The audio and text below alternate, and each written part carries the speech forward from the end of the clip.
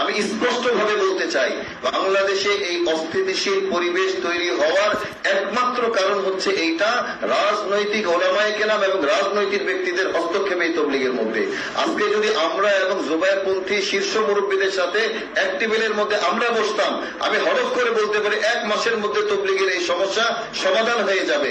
কিন্তু যতদিন পর্যন্ত মাওলানা মামুনুল হক সাহেবের মতো এরকম রাজনৈতিক ব্যক্তি, আমি তাকে তার জায়গায় সম্মান করি, রাজনীতিকে আমি কোন রূপ আমি এটাকে নেগেটিভ দৃষ্টিতে দেখছি না, রাজনীতি তার জায়গায় রাজনীতি।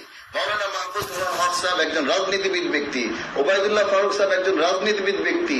এই রাজনৈতিক ব্যক্তিবর্গ যারা, তারা সংঘর্ষের রাস্তা, তারা প্রতিহত করার পথ ব্যতীত সমঝোতার রাস্তা আমার মনে হয় না তারা বুঝেন।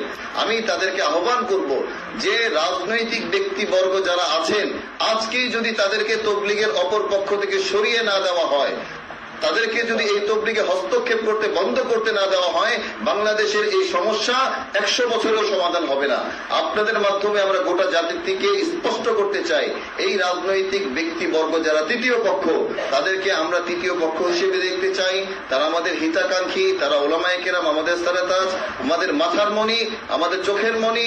আমরা তাদেরকে আহ্বান করব, আপনারা তবলিগের এই উদ্ভূত পরিস্থিতি থেকে নিজেদেরকে নিরপেক্ষ হিসেবে